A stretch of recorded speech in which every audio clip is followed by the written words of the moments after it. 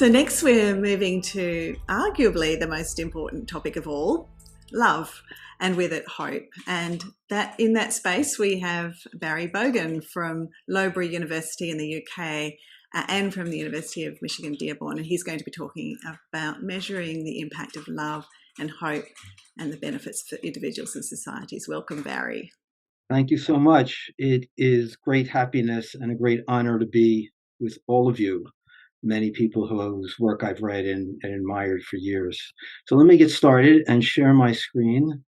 Very good. So what makes children grow? Well, I've been measuring children as a professional anthropologist since the 1970s, and I only think I have some sort of answer to that question today. My answer is love and hope.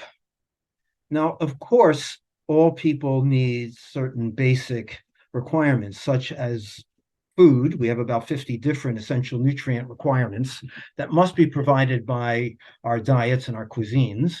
We must have healthcare, whether it is Western biomedicine or traditional healing.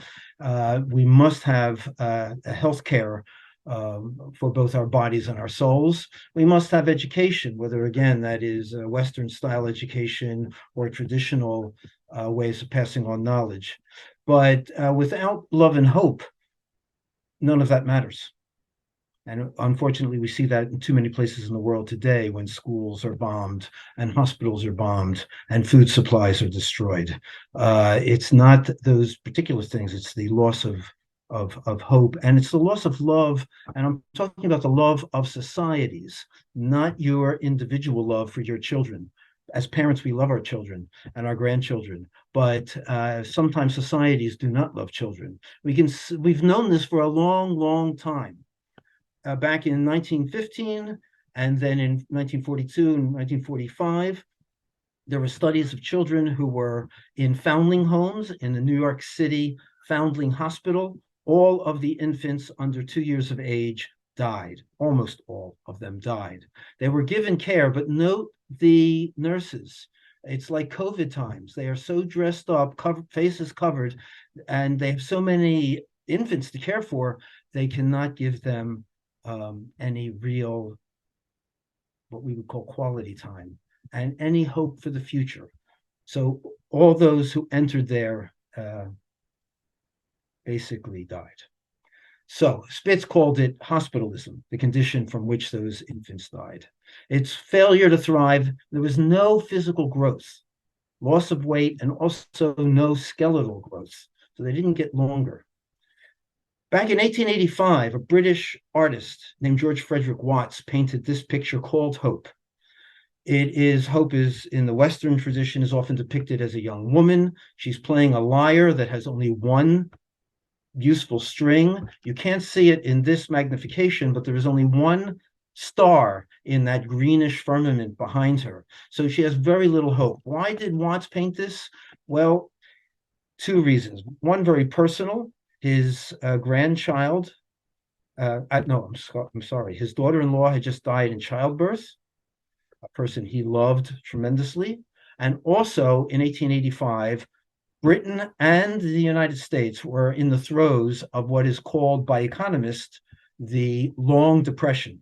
It would be more famous than the Great Depression of the 1930s, except we had the Great Depression of the 1930s. It sort of took its place. We know from studies of anthropologists and economic historians who use height, the height of adults, as a measure of their well-being when they were infants and children, that heights declined during this Great Depression from the 1870s to the mid-1890s, this gray box right here. So in the United Kingdom, you can see the decline of height. These are heights of adult men who were from the lowest ranks of society, convicts, conscripts into the military, and other people of that sort of lower social class. In the United States as well, you can see this. There's an increase of height at first, and then as the Depression takes hold, heights decline. This is their height these are the heights of adult men who were born during this period of the Great Depression, measured when they were about 20, 21 years of age. We don't see that in Italy. We don't see it in Japan. These countries didn't fall under the long depression in the same way that Britain and the United States.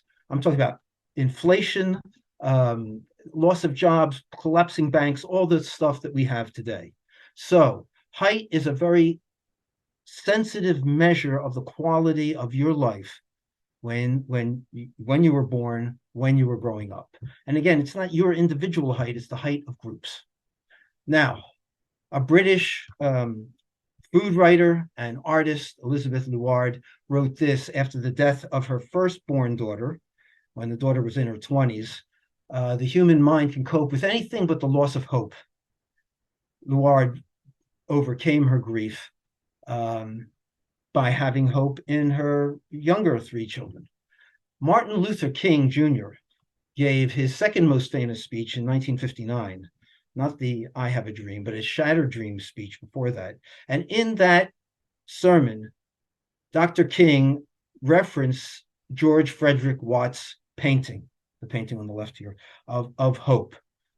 Many years later, Jeremiah Wright gave a sermon about hope as well, and referenced Dr. King and referenced George Frederick Watts. In the audience of Jeremiah Wright's congregation was a future president, Barack Obama. Obama ran on this poster, which I didn't appreciate at the time, but I think I have a better understanding of it today.